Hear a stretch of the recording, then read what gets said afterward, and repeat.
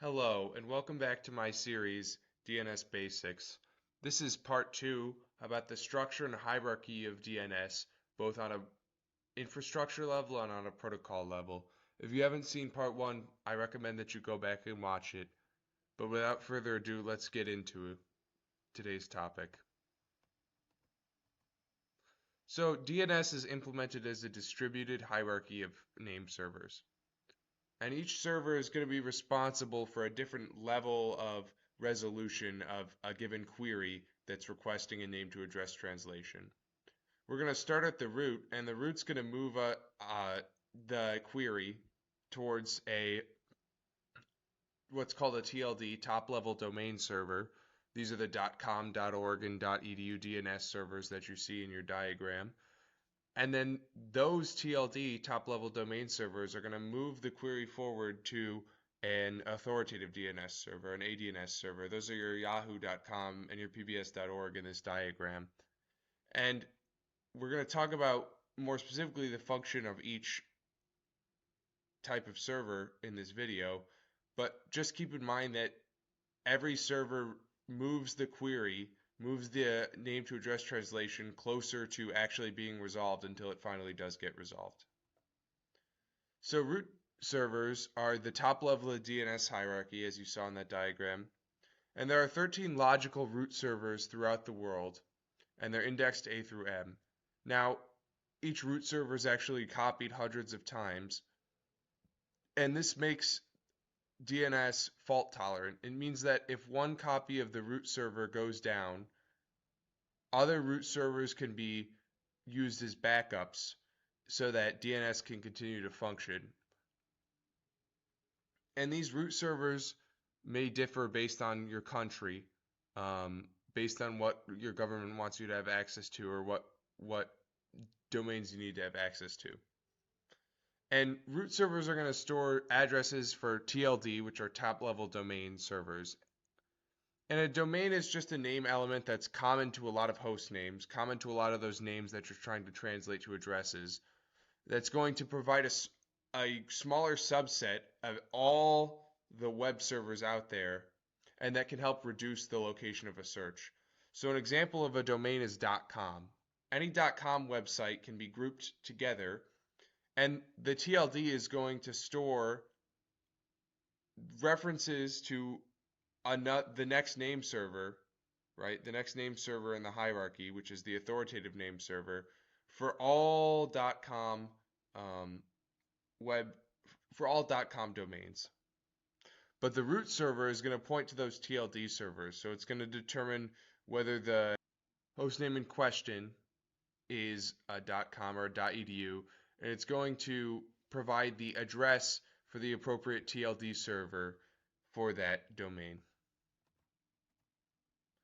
And root servers are managed by ICANN, which is the Internet Corporation for Assigned Names and Numbers. Now, top-level domain servers, as we talked about, are going to be the servers that hold all of the references to the lower servers for .com, .edu, .us, etc. domains. And so they're going to store addresses for what we call authoritative DNS servers, which are the level below TLD servers. For example, the .edu TLD server is going to store the address for the CUchicago.edu authoritative server. And so by including these top-level domains, we've broken down a query search, and now we're at the right top-level domain, and the top-level domain server is going to direct us to the right authoritative domain. And we'll talk more about what the authoritative domain is here in a second. And top-level domains are going to be managed by corporations. Network Solutions is the corporation that manages the .com domain. EduCause manages the .edu top-level domain servers. Now we get to authoritative DNS servers, which are the final link in the DNS hierarchy. These are going to be the DNS servers for organizations like Amazon or PBS. And they're going to store authoritative records for web hosts within that domain. And authoritative just means that the host name to IP address translation is going to be returned by these authoritative DNS servers. Authoritative means that the final sought host name to IP address translation is the one that's being returned by these authoritative DNS servers. And so some examples of authoritative DNS servers would be the Amazon.com authoritative DNS server, which will hold the name to address translation for www.amazon.com. The cuchicago.edu authoritative DNS server, which will hold the IP translation for www.cuchicago.edu, and etc. So local DNS servers are another topic, and we'll talk more about them in part 3. But before entering the DNS hierarchy, queries are going to go through what's called a local DNS server. And the local DNS server is going to keep records of DNS queries that have been resolved in the past and try to fulfill or resolve the client's DNS request without ever sending a request into the DNS hierarchy, a query into the DNS hierarchy. And so this is called caching, the storing of records that have already been resolved so that you can expedite the process of resolving a record by simply returning data that you already have to the client. But if the local DNS server doesn't have the IP address for the query's host name, then it's going to go ahead and forward the client's query into the DNS hierarchy to be resolved, as we've discussed. And so local DNS servers aren't a part technically of the DNS hierarchy, but they are an important part of resolving DNS queries. We'll talk more about them in part 3. One very important element of the protocol side of DNS is a response record, which is how DNS stores name to address translations and other valuable data that can help resolve a DNS query. So the format of a DNS response record is name, value, type, and TTL. TTL stands for time to live, and we'll talk about that in part 3. Right now, we're just going to focus on type, name, and value. And so if a response record is classified as type A, then the name field of the response record is going to be the host name of a web server, for example, www.cuchicago.edu, and the value field is going to be the IP address. So this is the type of record that authoritative DNS servers will return, and it's the final host name to IP address translation. If it's a type C name response record, then name is just going to be an alias for a web server. For example, www.ibm.com. As we talked about, value is going to be the real name or the canonical name of that web server.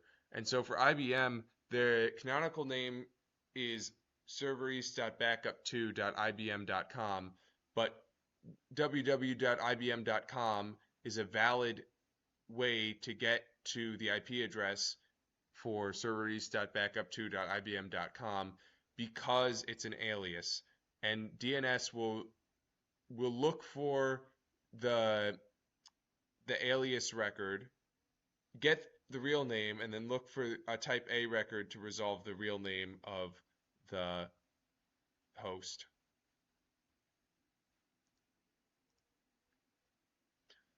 Another type of RR is an NSRR, and so the name field in the NSRR is going to be a domain name, and we talked about domains being just a collection of host names that share a common name element.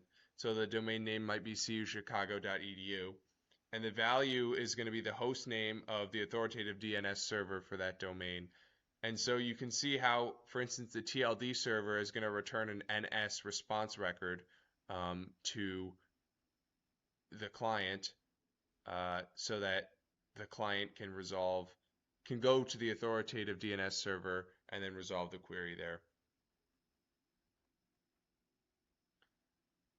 DNS protocol messages are set up like the following.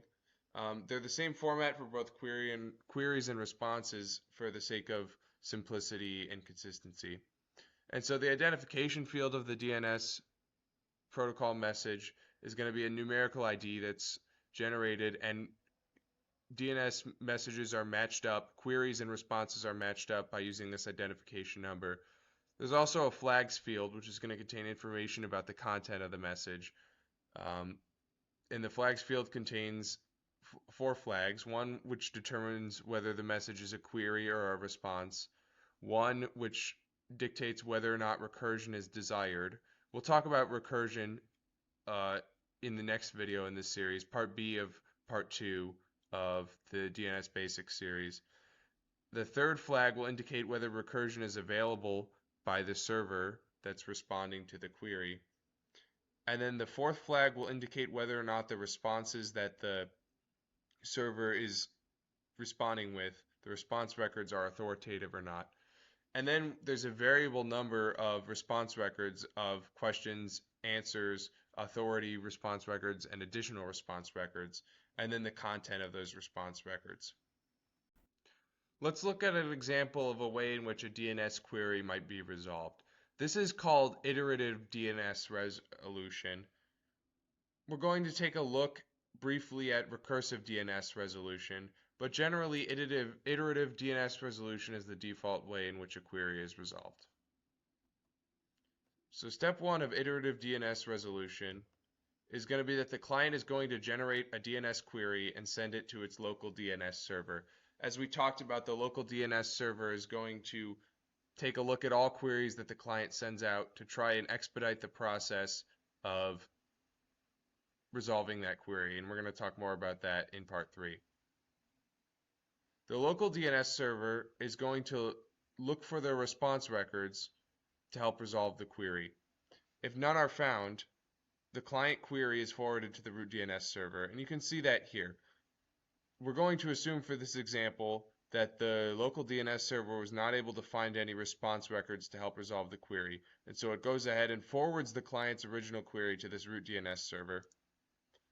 And the root DNS server is going to take a look at its own records, and it's going to see that, well, it can't help find the authoritative DNS record. It can point the local DNS server in the right direction to resolve the query. And so the root server is going to find and reply with the name of the next server, which is going to be a TLD server, that the local DNS server needs to look at to resolve the query. And then the local DNS server is going to forward the client's query to this new server that the root server told it to look at. This is going to be a TLD server, and it's going to be the TLD server for .edu, or whatever the end of the